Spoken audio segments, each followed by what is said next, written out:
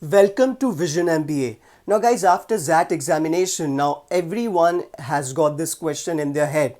How much they require or how much they should have scored or they must score to get admission into XLRI, either for BM or HRM.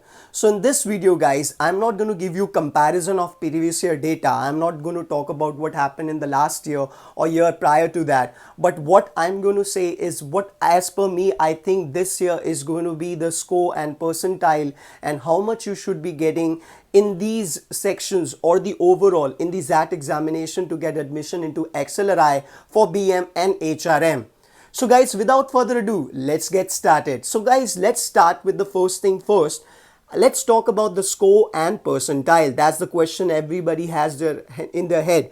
So let's talk about score and percentile. As per me guys, if you are going to score around 10 to 15 marks, you're going to get around 70 to 80 percentile. That's the rough score. That's the range I'm giving and that's the score range.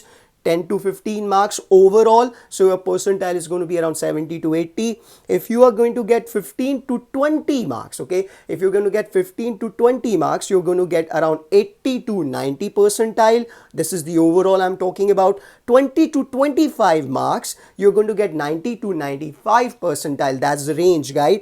25 to 30 marks overall, 95 to 99 percentile range. But if you are someone who's going to get more than 30 or 35, of course 99 plus you should be getting. So that's the range guys, okay. Now this is as per me is the mark and the percentile range. You can of course now check how much you are going to score and where you're going to come as per the score and percentile. Now let's talk about the HRM, okay.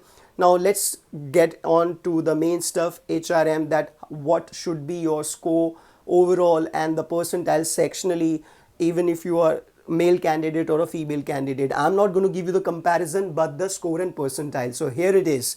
Now guys, if you're a female candidate in the decision making, you should have got around 67 percentile I'm talking about, 72 percentile in verbal, in quant you should be 68, so overall is going to be 93. Male, if you're a male candidate, decision making 72, verbal 77, quant 73, so overall is going to be around 91. So that is going to be for HRM. Now guys, this is as per me, this year should be the last score for getting admission into HRM. Now let's get on to the BM. Now, if you are a male candidate under the decision making section, you should have around 75, verbal 73, quant 83, overall 95 percentile. Female candidate 72 in decision making, 71 in verbal, 87 in quant, and overall for BM for female candidate is 96. Now guys, as per me, this is what going to be overall percentile for different sections. So if you are someone who is going to get around that much, and of course I also gave you the score and percentile, I want to tell you guys that this is the analysis after talking to few students who attempted ZAT examination, going through various data, the kind of questions and difficulty level. Percentile range does not change, okay. Percentile range remains the same because percentile is basically comparison. The scores might differ.